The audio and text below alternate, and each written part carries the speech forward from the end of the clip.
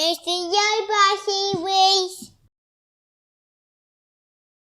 The second diet or lifestyle choice that I would offer to people would be intermittent fasting. Intermittent fasting, again, is another way to be able to control the intake of the individual when it comes to eating food. The way that this is done is by limiting your time. Therefore, the individual eats between 10, 8 or maybe 6 hours, and sometimes people can take it all the way down to just one meal per day, where they only eat one meal in 1 hour per day. So for example, if you were eating on an 8-hour window, you basically would eat for 8 hours and the other 16 hours would mean that you would fast. And what is believed is that this will actually lower the amount of insulin that your body produces throughout those 16 hours because it's not eating any food. And it's also believed that the body becomes better at digesting and using the food which it has been given, and if it can't use any extra energy, it will go to body fat and use that as an energy source rather than constantly relying on the intake of food that you have during your normal day. The positive things with intermittent fasting is that it allows people to take back control their time. Most people have to make time in the morning when they actually want to eat their breakfast or break their fast, and sometimes that doesn't always work well for them. Actually, quite a lot of people would prefer to eat at a slightly later time, and as long as they have a structure or a window of time to be able to eat, they're more than happy to be able to plan their working day or their schedule around intermittent fasting. So a client that I have been working with for a few years now, who has used intermittent fasting as a way to lose weight and also help control his insulin, has got some positive and also some negative experiences with IF. The reason why intermittent fasting for this individual client of mine had mixed reviews is basically because he liked the idea of being able to be in control of his eating window. So he would start his eating window at 12 p.m. and he finished at 8 most days. Sometimes he'd push back to 11 a.m. and sometimes he'd forward it to 1 p.m. So the type of flexibility he had with his window of time when he could consume was something that suited him because he's a very busy individual. So to give you a really brief background of this particular client that I worked with, he came to me quite overweight and he'd also been recently diagnosed with type 2 diabetes, and so therefore he was pretty much willing to try anything. So we used intermittent fasting first to see how that would work out for him. Now, he definitely found that the positives were that he could control the times in which he ate. So if he wanted to knock back to 11 a.m. and then finish at 7 p.m, that was fine. If he wanted to start at 12 or 1 p.m. and finish a little bit later on because of his work schedule, that worked out really well for him too.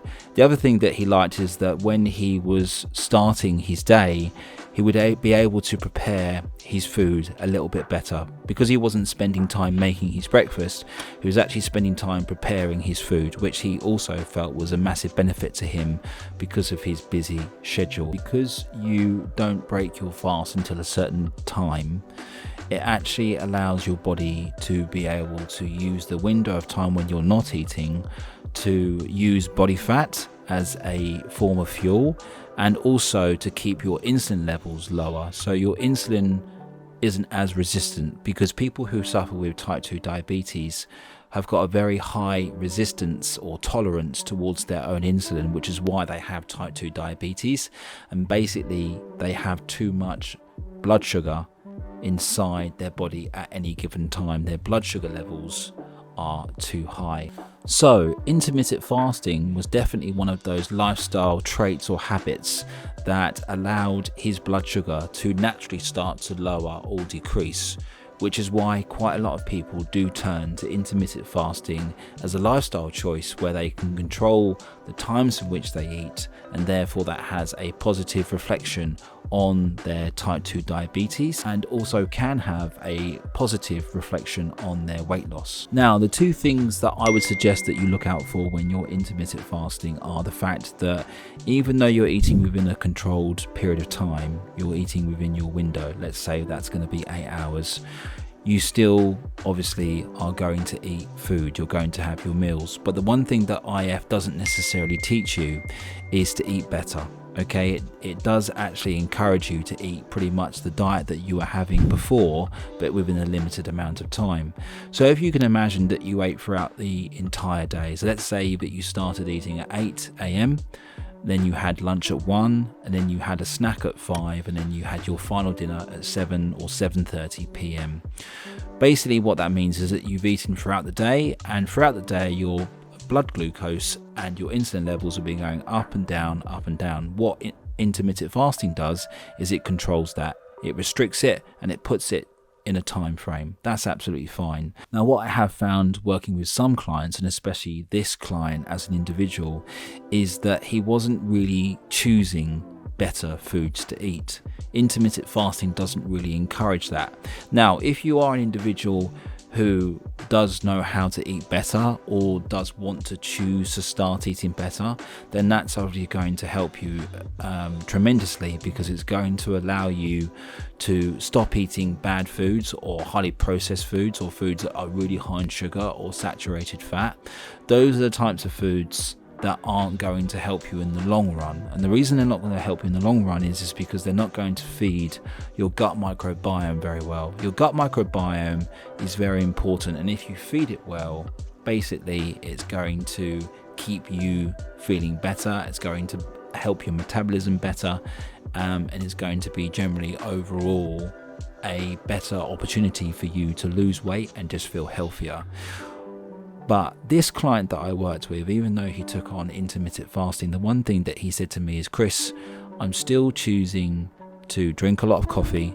I'm still choosing to drink Diet Cokes. I'm still choosing sandwiches, and I don't feel that I'm really losing the type of weight that I want to lose. Intermittent fasting doesn't necessarily teach you to eat better.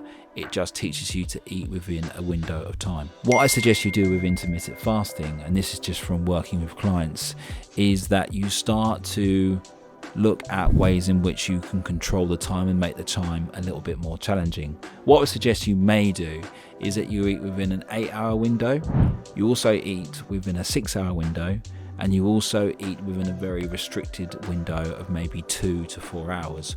Why would you do this? Well, in basic layman's terms, you're going to keep the body interested. You're going to keep the body from stagnating.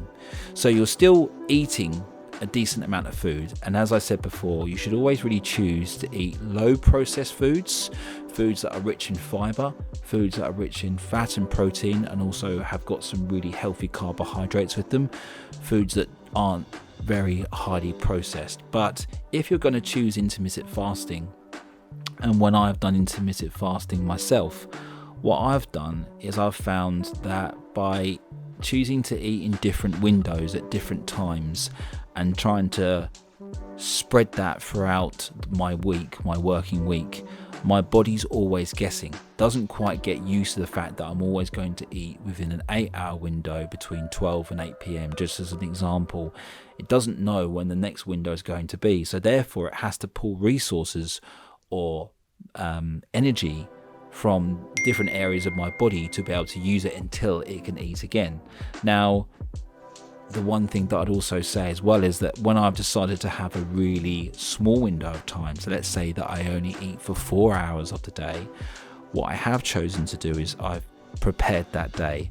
So before I've actually got to that day, so let's say that day was the middle of the week, so let's say that I chose to eat on a Wednesday and I'm only going to eat for 4 hours, so I'm going to eat from 2 till 6 p.m. afternoon to early evening.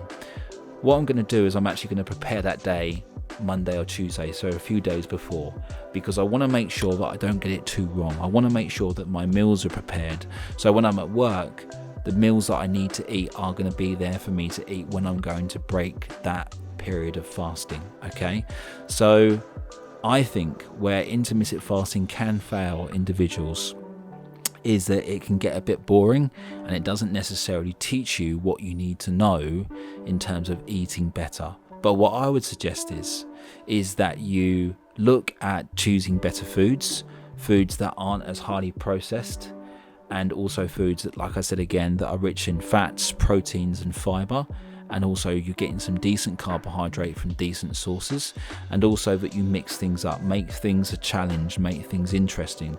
I think that you would probably enjoy that process more, and your body would probably also respond to it better. So the pros of intermittent fasting are that it's easy to do, it's easy to onboard, and you do get some great results, and you definitely can lose weight. The cons of intermittent fasting are that it can get a little bit boring, so you need to change things so you don't stagnate, and also the fact that intermittent fasting doesn't necessarily teach you how to eat better, it just teaches you how to eat within a restricted window of time.